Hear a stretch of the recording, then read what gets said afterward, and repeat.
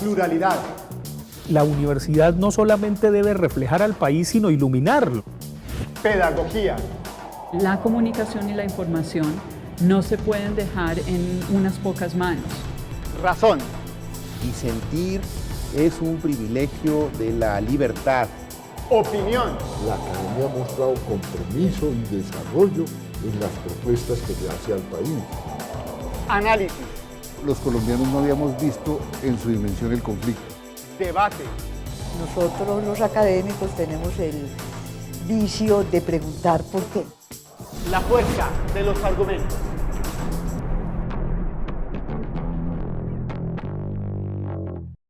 Bienvenidos a La Fuerza de los Argumentos, un programa de la Rectoría de la Universidad de Antioquia, y hoy vamos a hablar sobre la regulación de la cannabis y la experiencia uruguaya, muy a propósito de la discusión que hay en el país y en el mundo seguramente sobre esta regulación. Tenemos un par de invitados para hablar sobre el tema. Miremos quiénes son.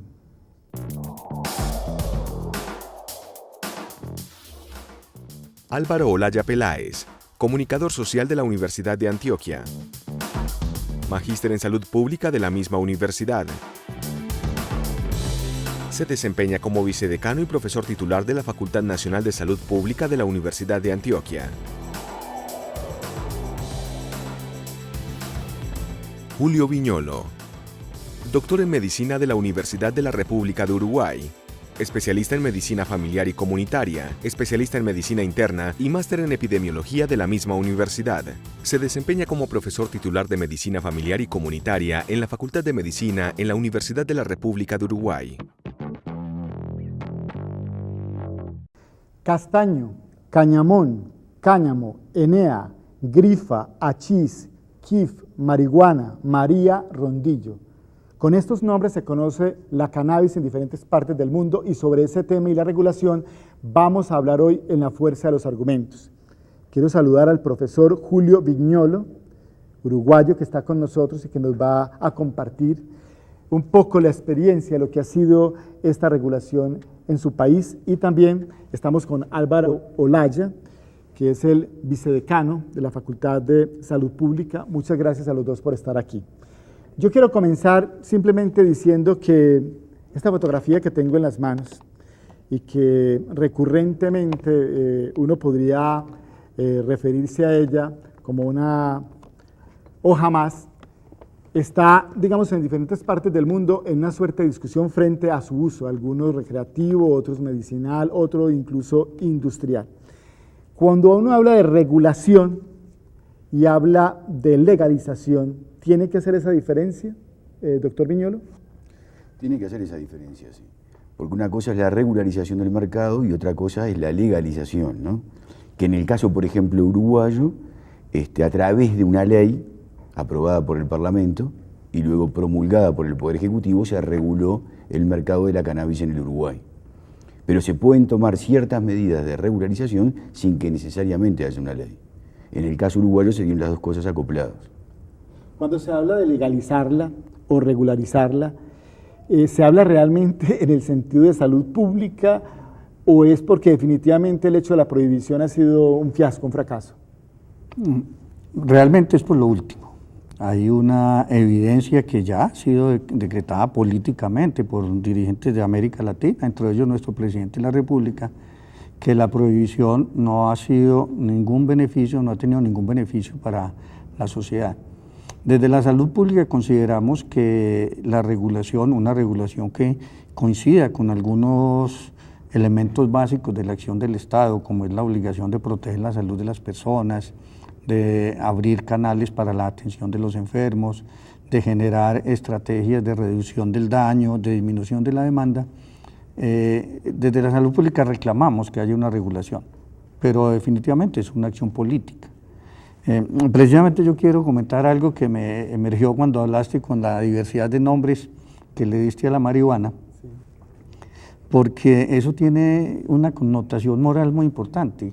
Cuando hay algo en la sociedad que tiene una carga moral, la gente le hace el juego a ese objeto o a esa acción cambiándole los nombres.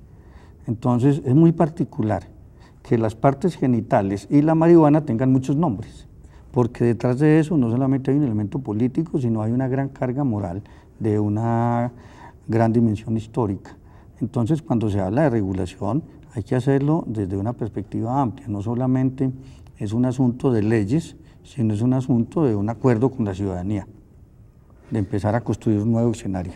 En ese tema de la prohibición, ¿no? Llama la atención que el uso de la marihuana comenzó 5.000 años antes de Cristo en distintas partes del mundo. Sin embargo, en el siglo XX, con la Comisión Nacional de Estupefacientes, que comenzó a comienzo del siglo XX y después se dio a partir de la década del 60, se empezó con el tema de la prohibición, cuando antes no existía en el siglo XIX, para atrás, en la historia de la humanidad, la prohibición. Entonces, ver el problema de la marihuana desde la prohibición es tener un enfoque reduccionista, porque estamos viendo una cara del problema, pero no estamos viendo el problema desde la demanda, desde el consumidor que lo va a hacer. ¿Y cuál ha sido el resultado de esa política prohibicionista a lo largo del siglo XX y más particularmente la década del 60 hasta el presente? El aumento sistemático del consumo, la expansión económica de los que tienen el monopolio de las drogas. Quiere decir que los resultados han sido catastróficos, tanto en aspectos económicos como en aspectos del comercio internacional, como en aspectos de salud, porque ninguno de estos elementos ha traído consecuencias beneficiosas para la población. Ese es el resultado hoy si hacemos el ensuma de lo que ha pasado al día de hoy. Pero eso me parece muy bien la acotación que usted hace frente a la antiquísima relación que tiene el hombre con la marihuana. Pero entonces, ¿qué fue lo que pasó, qué hizo que de un momento a otro se convirtiera la marihuana en eso? Es decir, en un objeto de prohibición. No solo la marihuana, todo lo que se denominan sustancias psicoactivas. Parece ser que llegó un momento en que el Estado asumió la tarea de controlar el uso que los seres humanos le damos a la mente. Sí, Fernando Savater dice que el ser humano es un ser que experimenta con la mente, y con cualquiera de las sustancias psicoactivas.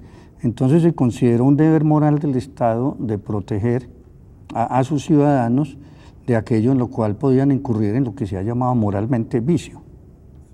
Y se empiezan a regular ciertos comportamientos de los ciudadanos que desde una perspectiva del derecho, como lo plantean algunos ilustres juristas colombianos, no es posible explicarlo porque son actos humanos.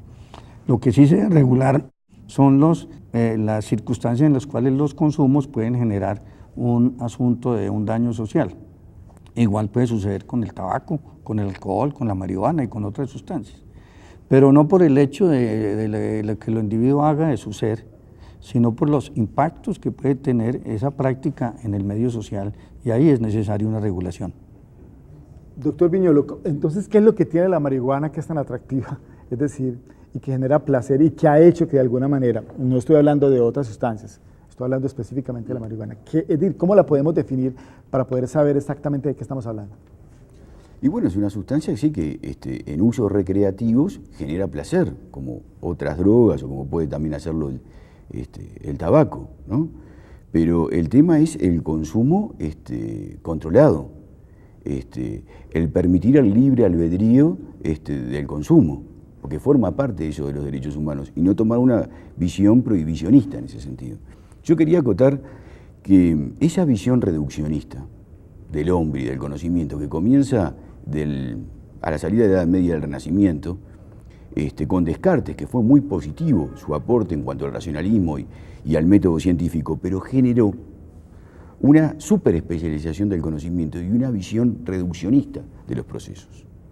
Hecho que en el momento actual, en el siglo XXI, estamos de vuelta en prácticamente todos los campos del conocimiento, no solo en la medicina o en la salud pública, se tiende a tener una visión integral y global del asunto, que permita enfocar el tema desde todos los ángulos. Porque evidentemente si miramos desde el punto de vista reduccionista de la prohibición, no podemos solucionar el problema, porque es un problema global, que no atañe a un país, sino a varios países y al mundo todo. Por decir una cosa y una anécdota que puede enfocar, siempre se habla del hombre y el medio ambiente, ¿no? Que se tiene que enfocar al hombre y su medio ambiente. Que no podemos considerar al hombre solo, en el tema de preservación del medio ambiente. Resulta que hubo un personaje en el Renacimiento que dijo, ¿por qué tenemos que hablar del hombre y del medio ambiente? ¿Por qué no hablamos del medio ambiente, del cual el hombre forma parte? Ese personaje fue Leonardo da Vinci. Perfecto.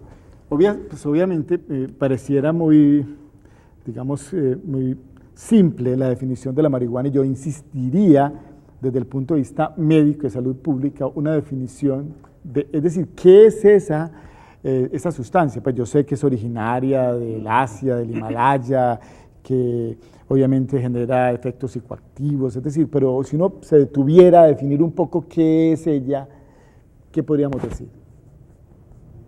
Es una historia, es mucho, pero vamos un poco a la definición desde la parte, desde la salud. Es una planta que contiene sustancias que generan un efecto sobre el sistema nervioso central, sobre el cerebro, que producen lo que menciona el doctor Viñolo, placer inicialmente, pero que también puede generar, con un uso ya un poco más continuado, problemas como la adicción, que es un problema médico que está muy bien definido en la historia, en la psiquiatría, en los anales de la psiquiatría. Entonces, es una sustancia que está contenida en una planta, que genera efectos sobre el sistema nervioso y que tiene un uso muy diseminado en la población por los efectos recreativos que tiene. Es una definición como difícil, pero... Sí, yo sé que es complejo, además porque muchas veces uno recurre a hablar de la marihuana simplemente porque da por hecho que es la marihuana y simplemente. Lo decía era porque me daba pie a una pregunta de nuestro magistrado Carlos Gaviria, una persona pues que es muy reconocida para nosotros, y él hacía alusión al veto al placer. ¿Realmente es un asunto solamente de veto al placer o hay otra suerte de consideraciones que hagan que se restrinja el consumo? Porque también puede ser comercial, puede ser de lucro, bueno, y de otra naturaleza. ¿Usted cómo lo percibe? No, el consumo en exceso genera dependencia y tiene efectos adversos sobre el organismo. Pero también lo tienen otras drogas, también lo tiene el tabaco. No nos podemos reconocer que el tabaco hoy por hoy es lo que mata más en el mundo. También lo tiene el alcohol. El tema es, ¿vamos hacia una actitud prohibicionista? A impedir los derechos humanos y el libre albedrío del hombre y a desconocer una realidad donde todo el mundo sabe que consumen marihuana en todos lados. Y le decimos, por ejemplo, usted puede consumir en Uruguay antes de la ley, pero si la va a obtener, vaya a las bocas clandestinas. ¿No es una actitud de doble moral y hasta hipócrita en ese sentido? Entonces, todos sabemos.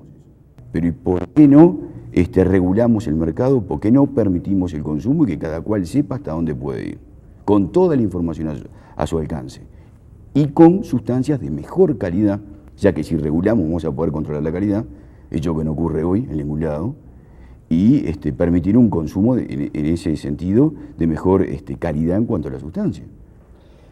Cuando uno los escucha, nota en sus respuestas como una suerte de ¿por qué? Es decir, si es una cosa sencilla, es una cosa práctica, no genera más daño que cualquier otra sustancia como el tabaco. Entonces la pregunta que uno se haría es, entonces, ¿de dónde viene la reticencia del mundo, ¿cierto?, a legalizarla? ¿Cómo se podría explicar eso? Es una posición difícil. En este momento, un Estado social de derecho que se plantee como un Estado demócrata no tendría reales argumentos para prohibir las acciones humanas, los actos humanos que tienen que ver con su propio destino, sus propias decisiones, sus propias transformaciones mentales. Si quiere obtener placer por uno u otro medio, lo puede hacer. La regulación ha venido desde una visión de un Estado previo, anterior al Estado actual contemporáneo, que fue un Estado más interventor, un Estado que más inmiscuía desde perspectivas morales en la vida de los ciudadanos. Entonces esa prohibición existió para el tabaco, existe para muchas sustancias psicoactivas, existe para la pornografía, es decir, el Estado intentando regular por vía de las normas el comportamiento de los ciudadanos.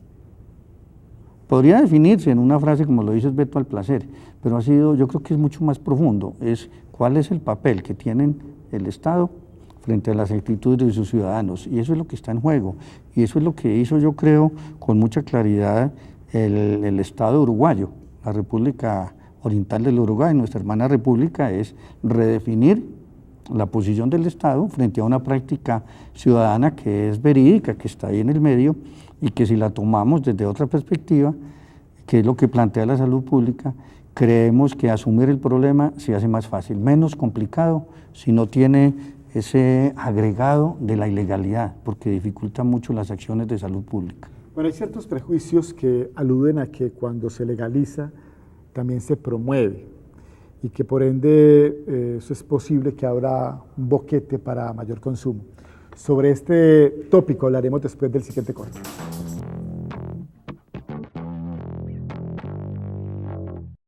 La regulación de la cannabis y la experiencia uruguaya es el tema del que estamos hablando hoy en La Fuerza de los Argumentos, muy a propósito, como lo decíamos, de la visita que nos hace el profesor Julio Viñolo, quien es el director del Departamento de Medicina Familiar y Comunitaria de la Universidad de la República de Uruguay. Y también obviamente pues, nos acompaña el profesor Álvaro Olaya Peláez, quien es profesor de nuestra universidad. ¿Qué es lo que hace que en Uruguay se plantee la necesidad de legalizar o regularizar o reglar, digamos, el uso de la marihuana? Bueno, los argumentos que tuvo la exposición de motivo de la ley fue que durante años de lucha contra el consumo de la marihuana y el narcotráfico y la venta ilegal, lo que se había logrado en todo ese proceso es el aumento del consumo.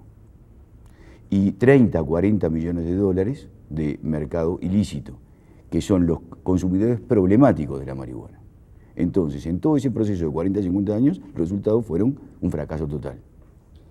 Aunque no tenemos, digamos, elementos muy fuertes para decirlo, pero desde el punto de vista de la salud pública, ¿hay algún tipo de estudio que me diga que si yo legalizo, permito, dejo pasar, el aumento del consumo puede dispararse? Pues con la marihuana no hay evidencias. Nuestra experiencia más cercana es lo que puede suceder o está sucediendo en el Uruguay.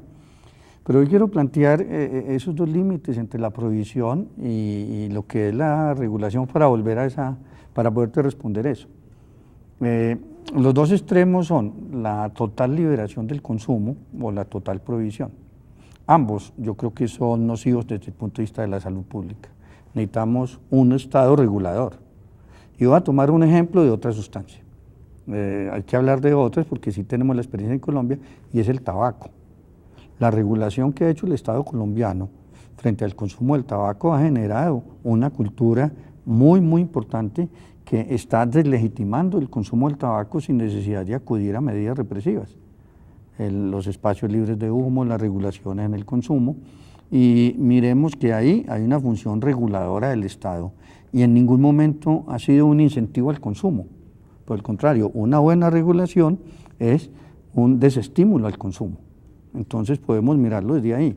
Es decir, no estamos hablando de liberación total, no estamos hablando de incentivar el consumo, no estamos hablando de estimular, de hacerle apología, sino de asumir una función desde lo público, desde el Estado, desde la salud pública, que sea coherente con la complejidad del problema, que es un problema muy complejo y que tiene muchas facetas.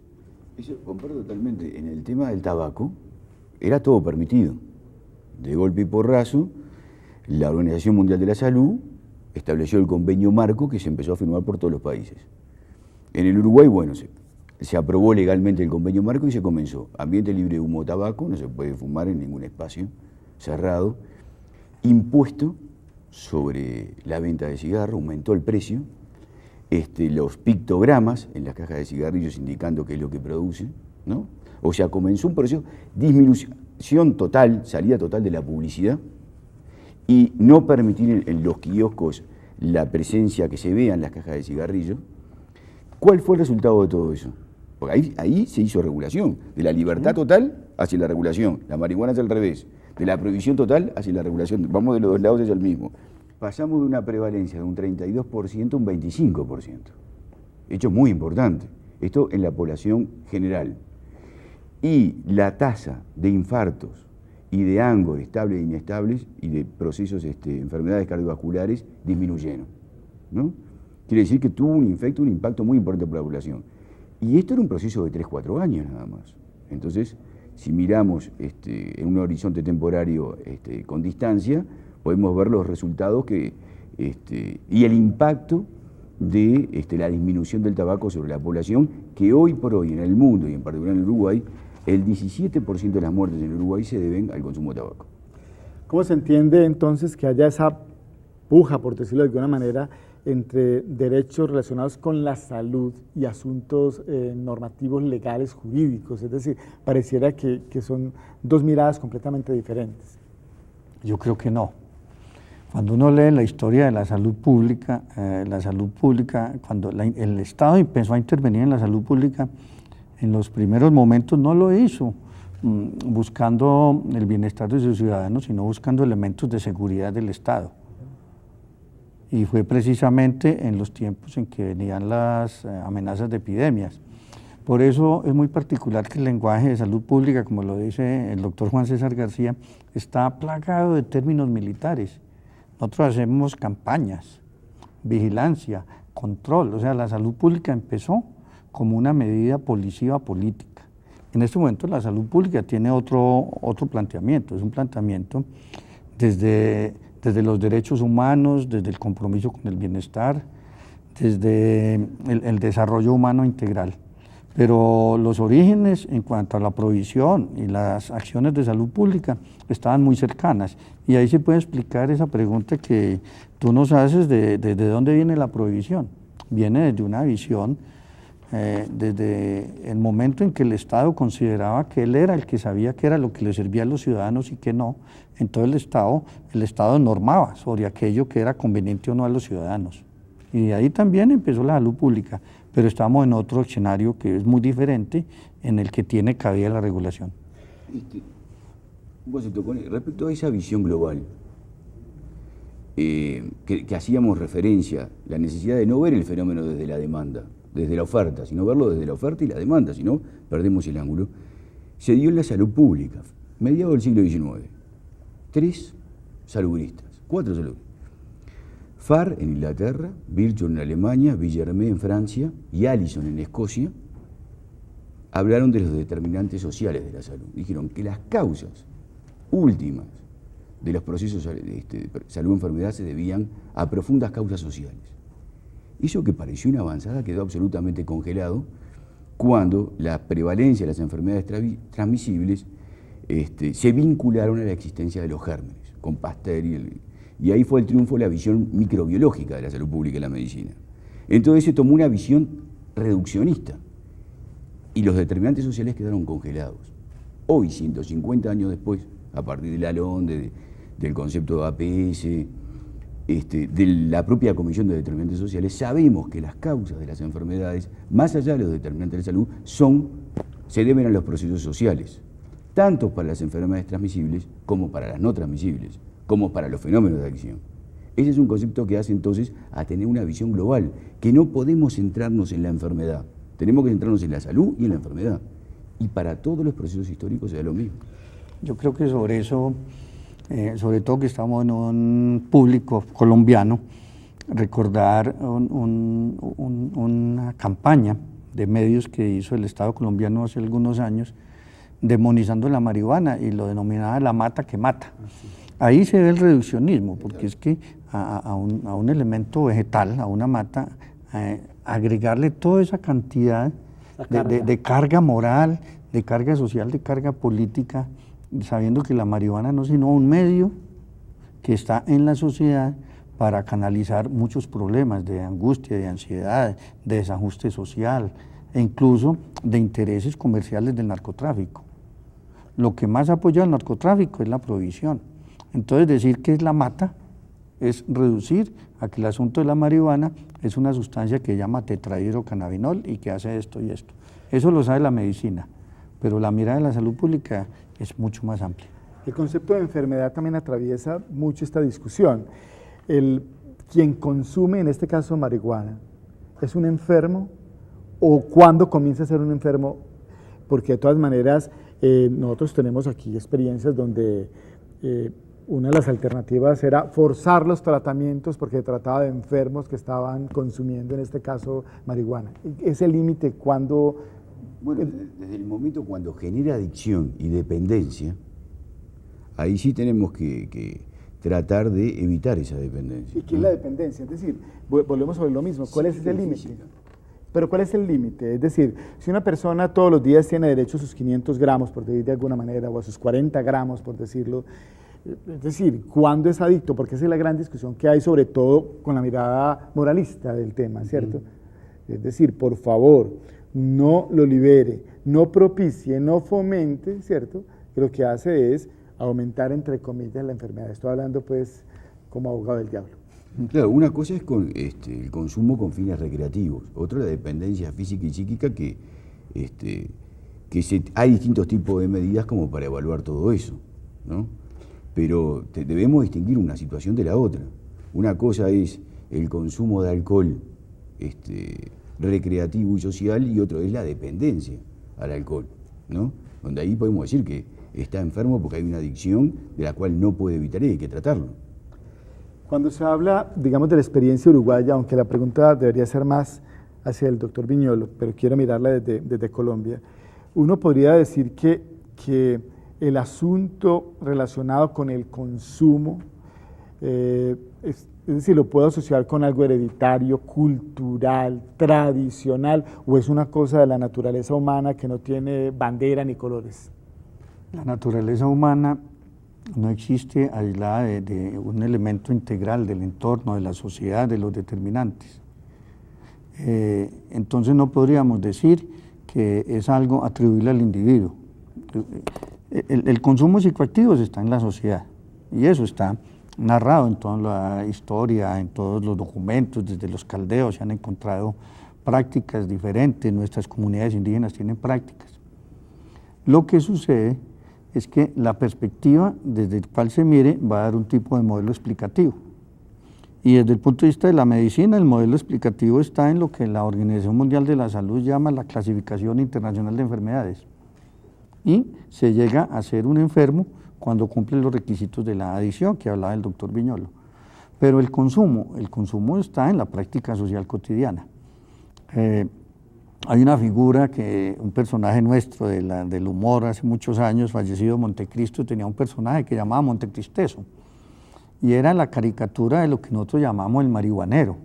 El marihuanero era una persona buena, era una persona que tenía un estilo de hablar, que tenía una forma corporal de expresarse, que tenía una forma social de convivir con los demás, pero que en sus prácticas, en las relaciones con los demás, no generaba un problema social, es decir, no ponía en riesgo la vida de los demás, no estaba afectando las relaciones laborales, económicas, sociales, afectivas. Pero cuando el consumo de la marihuana, por ejemplo, empieza a afectar eso, cuando ya la persona que consume marihuana empieza a generar un efecto negativo sobre su medio familiar, cuando empieza a asumir unos comportamientos que no le permiten ejercer su ciudadanía en una forma apropiada, porque pierde el trabajo, problemas económicos, porque el narcotráfico lo lleva a un mundo de la ilegalidad, entonces ya empieza a estar en un inframundo totalmente marginal. Ahí es donde empezamos a decir, ahí hay un problema de salud que hay que atenderlo en la forma de vida. Muy bien, continuamos en la fuerza de los argumentos, vamos al siguiente segmento y antes voy a dejar prevista la siguiente pregunta. Más allá de la sanción, digamos, penal, por decirlo de alguna manera, o normativa de un Estado, existe un asunto que se llama la sanción moral. ¿Es posible resolver esa dificultad más allá de que existan normas que permitan legalizar o regular, digamos, en este caso el consumo de la marihuana? Volvemos enseguida.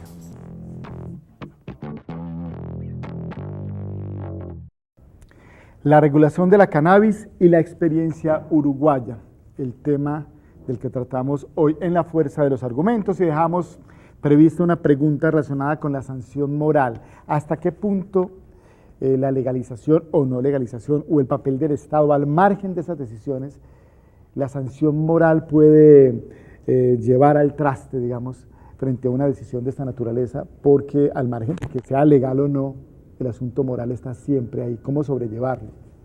Sí, no necesariamente aquello que es legal es lo moral. A veces, por lo menos el derecho pretende ir de la mano, pero no siempre se da. Yo creo que en este caso, que se da la regulación y la legalización, va a haber un acostumbramiento de la población a ese consumo regular y legal. O sea, lo que se puede ver como algo amoral o inmoral, mejor dicho, va a ir cambiando con el tiempo. porque va a ser utilizado con fines recreativos, esa es la propuesta. Por observarlo de alguna manera, cuando los indígenas, sobre todo en Perú, en Bolivia, consumían marihuana, lo hacían con fines recreativos. Sin embargo, cuando se dio la colonización, se demonizó ese proceso. Dijo, eso es un fenómeno sobrenatural que viene del mal, el consumo por parte de los indígenas. Sin embargo, después fue utilizado para la esclavización y el trabajo hasta condiciones deplorables. Es decir, todo depende de cómo lo miremos y del ángulo en el cual exista. Sabemos, yo pregunto, ¿qué es moral? Si sabemos hoy que todo el mundo está consumiendo. ¿Es cierto? ¿Cómo se enfrenta la salud pública, en este caso, desde la investigación, desde el conocimiento, a esos asuntos que le son como, digamos, un poco ajenos, como los prejuicios y la moral? No creas que son ajenos. Precisamente en la Facultad de Salud Pública hay un grupo de investigación sobre adicciones y uno de los temas de interés del grupo de investigación ha sido explorar aquellos elementos de la cultura y de las prácticas sociales que están alrededor de los consumos, y ahí tiene validez la pregunta por lo moral. Es decir, cómo perciben no solamente los consumidores, sino la pregunta se le ha hecho a los padres de familia, se le ha hecho a los maestros, se le ha hecho a los trabajadores de la salud, cómo se percibe el asunto del consumo de marihuana, y el asunto de la moral está ahí. Y está ahí y no lo soluciona la ley, no lo resuelve ni tampoco lo complica. Lo que hace en este momento, lo que se hace es poner sobre la mesa la discusión con todos los ciudadanos con una altura y evitar que sea el asunto de lo ilegal, el asunto que sea lo penal, el asunto que sea el miedo a la sanción, sino una respuesta autónoma, ética, dentro de los hogares que nos digan, ¿aceptamos o no el consumo? ¿Cuál es la posición de la familia frente a eso? Y esa posición tiene que ser muy clara. Doctor Viñolo, ustedes ya hablando específicamente de lo que ocurrió y lo que ocurre hoy en Uruguay con todo este proceso, es decir, ¿cómo se ha dado ese proceso?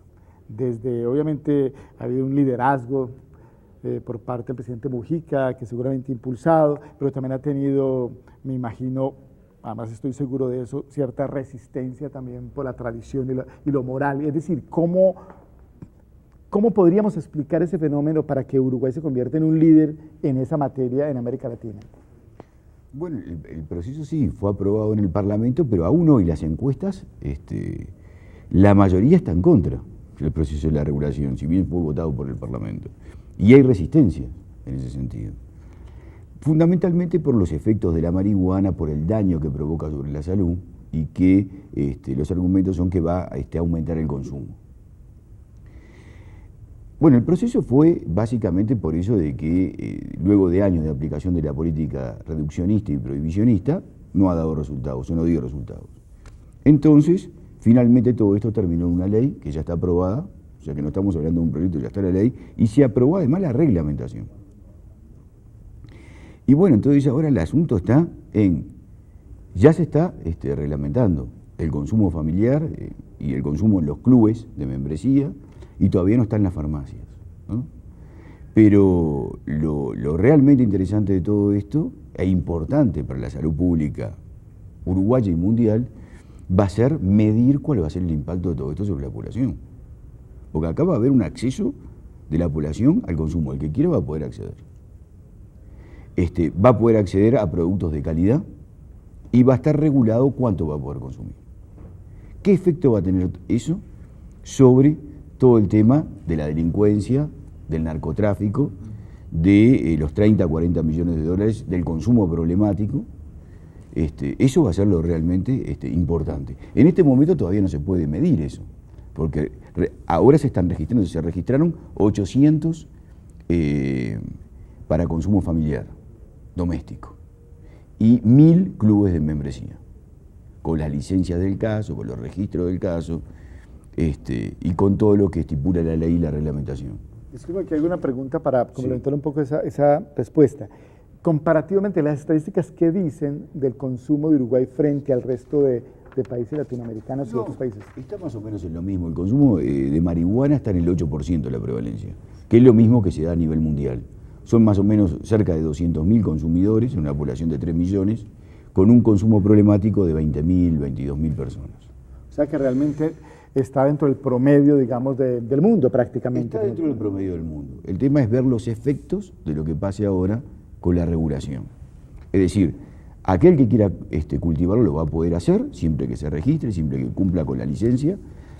No van a poder hacerlo los menores. Va a poder hacer hasta el límite de 40 gramos mensuales o 10 gramos semanales, y aquellos que quieran asociarse en clubes de membresía van a poder hacerlo desde 15 a 45 con un máximo de 99 plantas, pero estableciendo el mismo consumo. Y luego, que todavía eso no está, el que quiera acceder al mismo en la farmacia lo va a poder hacer con un consumo similar de 40 gramos. Y los argumentos que podían estar en contra de esto, lo que usted me decía un poco el debate, era que esto podía, bueno, algunos podían comprar para después venderlo, o los turistas podían venir el MAS a Uruguay a hacerlo. Bueno, allí se tiene que ser ciudadano legal o natural o tener residencia de 3 años en el país. Y tiene que estar registrado, si bien se va a mantener el anonimato, pero va a haber un control sobre todo esto. Yo creo que el tema se juega en el control de esto. Yo quiero comentar algo alguna vez hicimos un estudio con escolares de secundaria en un municipio del Valle de Aburrá, y nos interesó mucho los jóvenes que expresaban que no consumían marihuana. Entonces les preguntamos a ellos la razón por la cual no consumen, y la prohibición no era el argumento principal. El 90% de los estudiantes que decidieron no consumir marihuana, el argumento era porque se sentían bien, porque eso les hacía daño a su salud, porque creían que no lo necesitaban. Y solamente un 10% de ellos decían por miedo a la sanción. Y a la vez, a los que consumen le hicimos una pregunta: ¿qué tan fácil es conseguir marihuana en un estado donde está prohibida la venta? Y todos dijeron muy fácil, porque había categorías desde muy fácil hasta muy difícil. Y dicen, no tenemos ningún problema en conseguirla.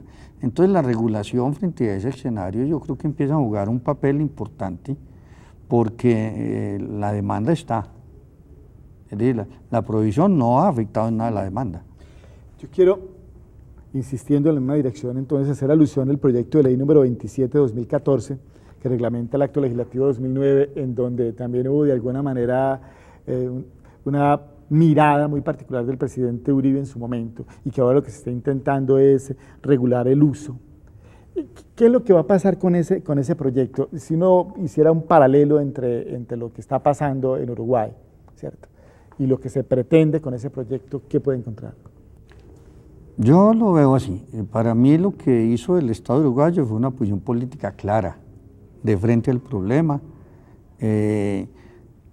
casi que en contravía de la Convención de Viena y de todas las legislaciones de los países, lo cual le exige una gran autonomía política. Y eso tiene sus costos, sus consecuencias, pero también sus resultados. En Colombia yo lo veo con una medida tímida, de poco impacto inicial. Poco impacto porque no hay estudios serios, profundos, que hablen del uso terapéutico de la marihuana. Se habla de él en descripciones de tipo antropológico, pero clínicos no son muy sólidos. Entonces, permitir el uso clínico de la marihuana en este momento no tendría ningún efecto, porque no hay ni siquiera la suficiente base médica, ni hay reglamentación, pero es una puerta política, que yo la siento así, de los legisladores colombianos, de empezar a poner la marihuana en otro nivel, en otro lugar distinto al de la prohibición. Y yo lo vería que eso apunta hacia una regulación más amplia, pero es una visión personal de acuerdo a la dinámica histórica. Si bien, digamos, su papel es un papel que está más en el marco de lo académico, de todas maneras la presión que se siente en ese tipo de situaciones frente al mundo, hablábamos pues que tomar decisiones en un mundo globalizado a veces no es tan sencillo. Es decir, ¿ha pensado ya Uruguay en lo que puede implicar hacia el futuro la presión internacional frente a esa decisión?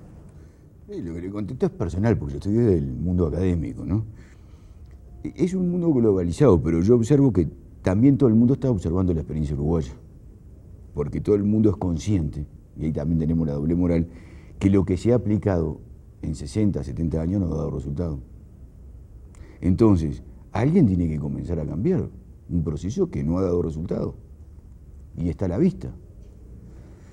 Uno tendría que preguntarse también, antes de ir al último corte, si esto que está ocurriendo en Uruguay se le debe sobre todo el liderazgo del presidente Mujica, y si eso digamos, en un momento determinado quedara en manos de otro gobierno, ¿cierto? Más adelante, podría tener, digamos, un acto regresivo frente a esa decisión. ¿Usted qué percibe como uruguayo? No, está aprobada la ley. No, por eso, pero siempre una ley es capaz de devolverse, igual las cosas se hacen como se deshacen. Sí. Yo pienso que el proceso ya es consistente. Además, bueno, ahora hay elecciones, está el balotaje, dependerá un poco del resultado del balotaje, ¿no? También. Pero mi impresión personal que es algo que vino para quedarse, o sea, va a ser difícil ahora hacer un plebiscito como para derogar la ley. Y va a depender un poco también de los resultados que dé todo esto. Y qué vea la ciudadanía con respecto a los resultados de la aplicación de la ley y de la reglamentación. Yo creo que ahí se juega, que es clave eso. Bueno, aquí lo que se ha planteado en este corte es, digamos, una decisión de parte de Colombia de tratar de poner en la agenda política a través, digamos, de esta regulación del uso, digamos, médico de la marihuana frente a una decisión mucho más radical que tiene que ver, digamos, con exponer de una forma mucho más evidente, digamos, ese problema ante el mundo. Son dos miradas, seguramente la una buscando un poco llegar a la de Uruguay, y Uruguay a la espera, obviamente, de evaluar sus resultados. En el último corte volveremos sobre este tema, pero hablaremos muy especialmente de cuál es la percepción frente a que, digamos, esta apertura con la marihuana nos lleve también a pensar en otro tipo de drogas, por decirlo de alguna manera, aunque no se pueden, digamos, asociar directamente porque son sustancias diferentes. Ya volvemos.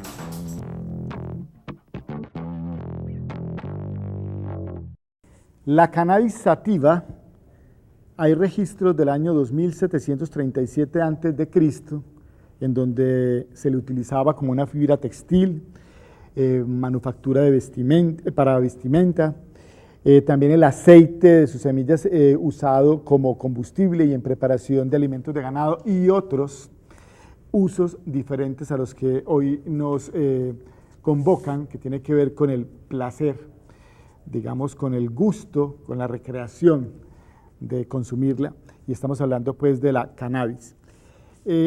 Cuando ya nos aproximamos a un año, aunque obviamente apenas está en proceso, y todavía hay discusiones complejas en Uruguay sobre lo que va a ser el futuro, la norma está, pero todavía, digamos, hay algunas inquietudes.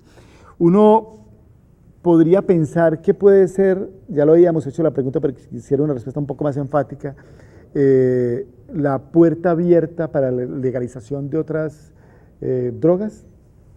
No, en el caso uruguayo es impensable eso. La prevalencia de las otras drogas es bajísima y los efectos sobre la salud son bien distintos, ¿no? Precisamente esos son unos argumentos los que están en contra del proyecto para decir este es el camino, la puerta abierta es el consumo total de las otras drogas. Yo pienso que no. No hay ningún síntoma ni signo que visualice que pueda ser la puerta abierta para otras drogas. En el caso colombiano, usted, con base, digamos, en este proyecto de ley, ¿qué lectura le daría también en esa misma dirección? Yo coincido con el doctor Viñolo, es muy específico, que es a la marihuana. Yo creo que las sustancias van teniendo un comportamiento diferente en la sociedad a través de la historia. Todos recordamos lo que nos cuenta la historia sobre la prohibición del alcohol en Estados Unidos en la primera mitad del siglo XX, y eso fue un fracaso. El alcohol fue prohibido. Podría llegarse a prohibir otras sustancias o podrían llegarse a permitir otras, es decir, la historia lo diría, pero en este momento no es factible.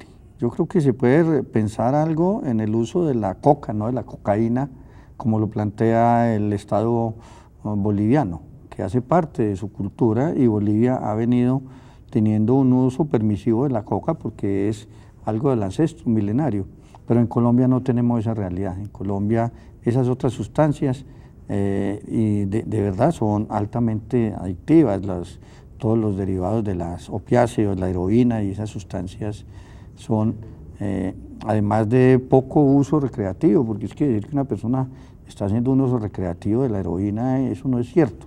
Lo que está esa persona es atrapada, agarrada en un problema de salud demasiado severo, que no se podría permitir en aras de un planteamiento moral que las personas caigan en esa situación.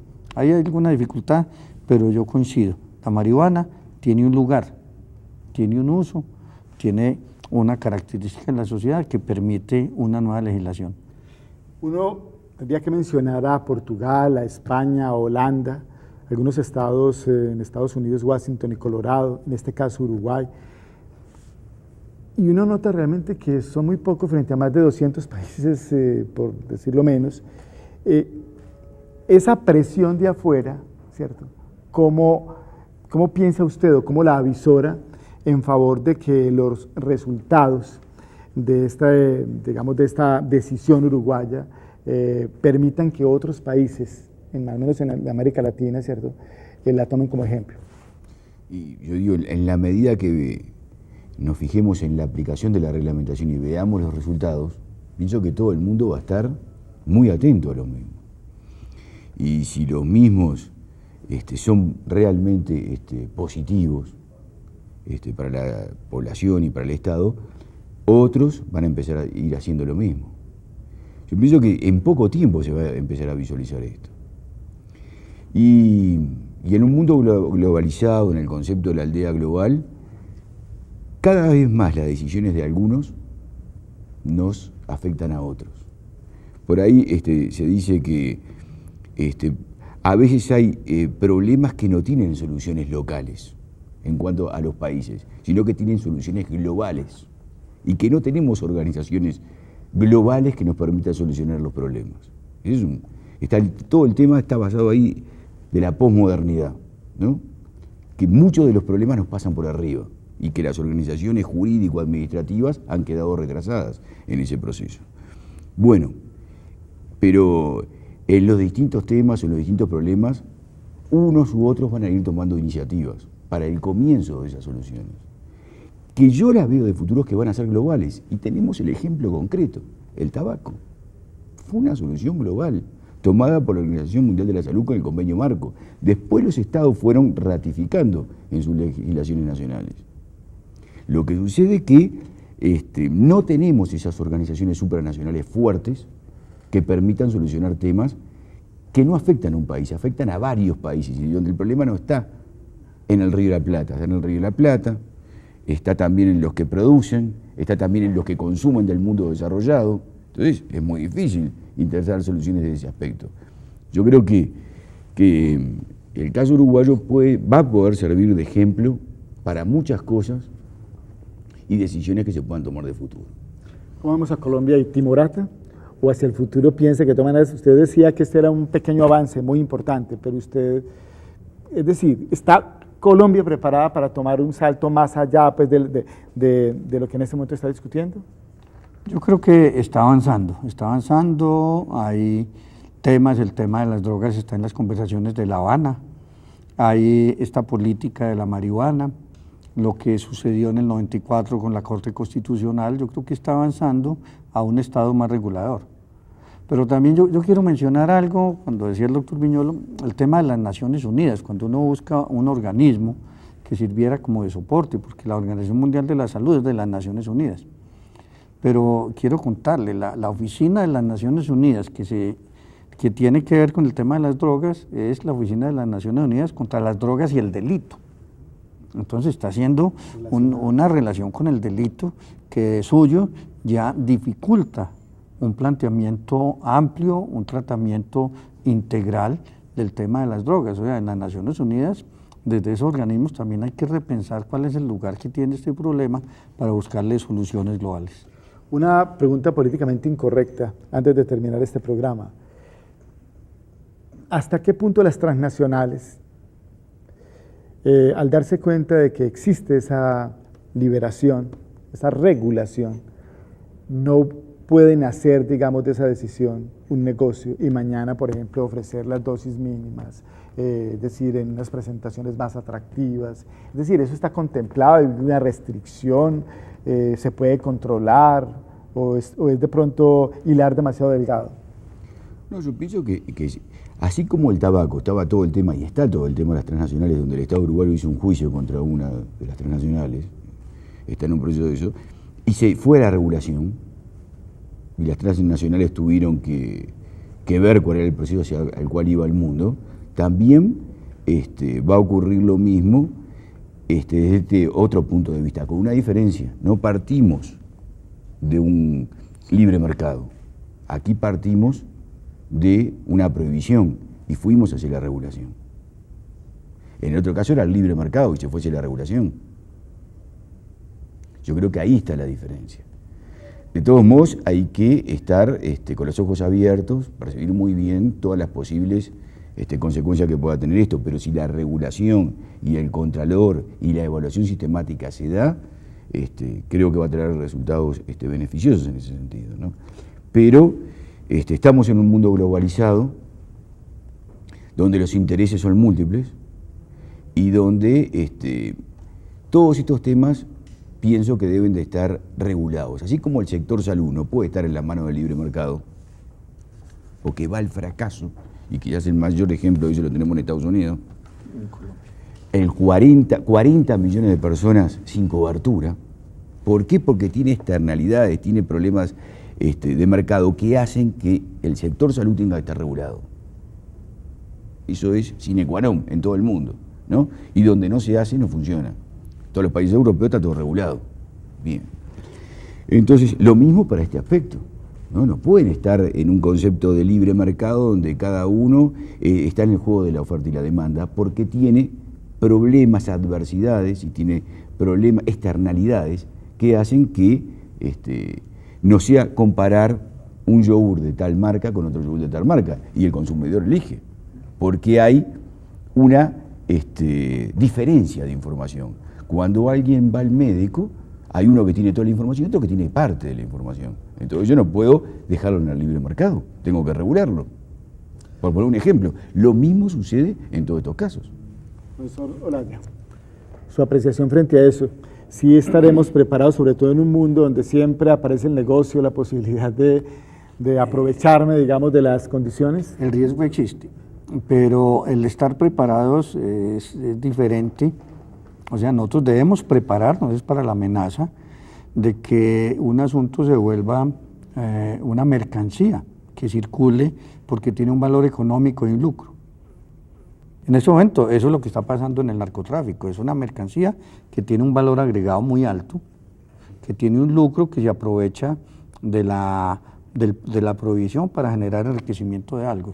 Cuando el Estado lo regula, yo considero que estas regulaciones las tiene que hacer un Estado fuerte, un Estado que sea capaz de imponer unas reglas de cumplimiento general y que tengan una capacidad de definir todos los mecanismos económicos, reguladores, de salud, de registros de licencias, tiene que prepararse. Si el Estado no está preparado, si el Estado hace una apertura al consumo y al mercado de la distribución y no tiene la preparación ni la fuerza legislativa, puede suceder ese fenómeno que se ha invadido por industrias y que se vuelva un asunto ya más difícil de manejar.